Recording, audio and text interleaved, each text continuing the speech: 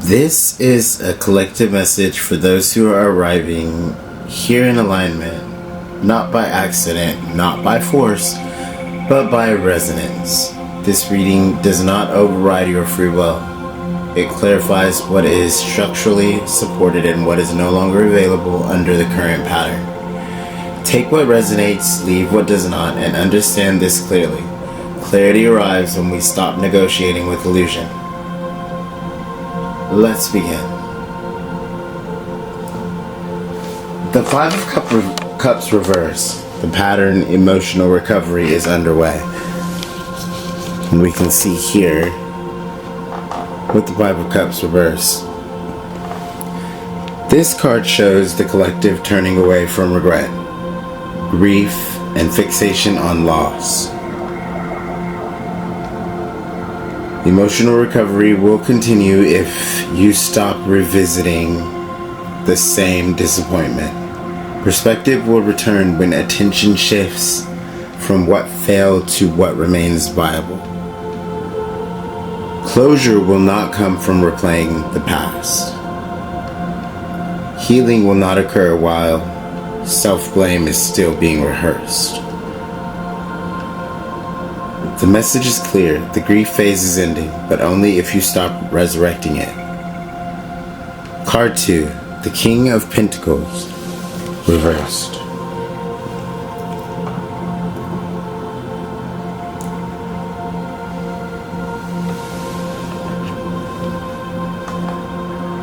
The pattern is instability around control, money, or self-worth. This reveals a misuse or imbalance of power, especially around security, finances, or authority, either internal or external. Stability will return when control is released and responsibility is reclaimed. Self-trust will grow once you stop outsourcing authority.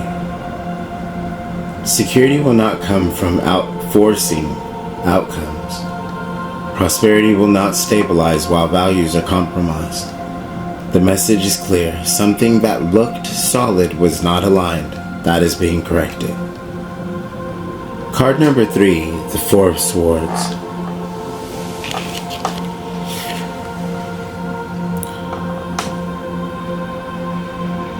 With the Four of Swords,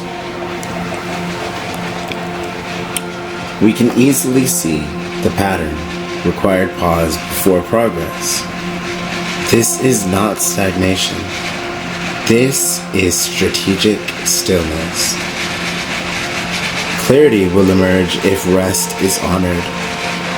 Nervous system regulation will restore discernment. Breakthrough will not come through urgency, and answers will not arrive while the mind is overstimulated. The message is clear here. This pause is not optional, it is corrective. Please accept and embrace it. Card number 4, the Queen of Wands.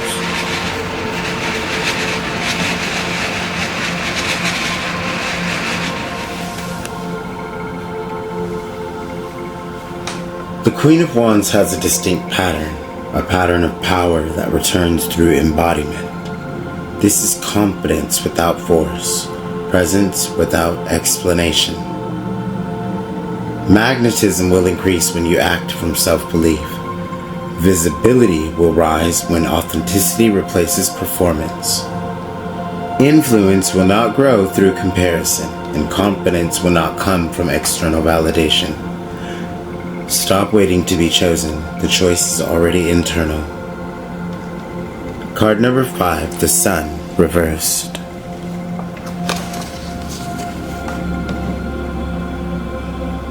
The Sun reversed. The pattern is delayed joy, not denied joy, for joy will always be found within and all around you, and this is temporary dimming, not failure. Joy will return once expectations are recalibrated. Optimism will rebuild when pressure is removed. Fulfillment will not arrive through forced positivity, and light will not shine while truth is avoided. The light isn't gone, it's being asked to be honest. Card 6, the Nine of Swords. The Nine of Swords, sometimes a scary card for people to see as it comes into their reading. But here, it heralds mentality and the mental frame and mental mind and the mind works. The pattern is mental loops and anxiety. This card reveals internalized fear, not external threat. Anxiety will decrease when thoughts are challenged. Peace will return when imagination stops catastrophizing. Resolution will not come from overthinking. Safety will not be found in worst-case scenarios. The message here is very clear. The mind is not a prophecy tool, it's a pattern generator. Card number 7, the Tower reversed. The Tower reversed can come across in two different ways.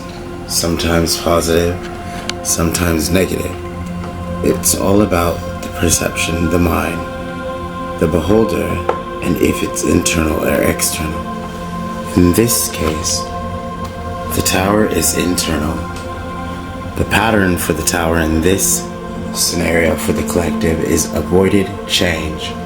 This is resistance to an inevitable shift. Transformation will occur, either consciously or through pressure.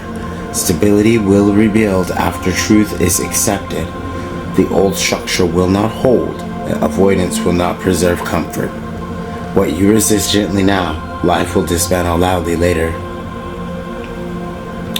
Card number 8, the High Priestess. The High Priestess heralds a very powerful message here indeed. She's always a powerful significator of how you control your mind, how you are receptive to your mind, how your subconscious mind is interacting with you and your inner authority. So in this pattern, the inner authority reigns true, and this inner authority is online. This is the restoration of intuition and inner knowing. Guidance will come through silence and discernment. Truth will reveal itself without external confirmation. Wisdom will not shout, and intuition will not compete for attention. You already know. The delay was permission, not ignorance. The secret message, the Emperor, all the way to the right side. We can see with the Emperor, this is the sovereign authority that all of this leads you to, the structural truth of your being. This card governs boundaries, order, and self-leadership. This cycle will require discipline, boundaries, and self-governance. Chaos will not lead you forward. Authority will return when structure is honored. External rescue will not arrive. Leadership is no longer optional. You either choose structure or life will impose it. This collective is being asked to grow up energetically, not harden, not withdraw, but stand. What comes next depends entirely on whether you accept responsibility for your inner world, change the structure, and the outcome changes. Thank you for being here. Take what resonates, leave what does not.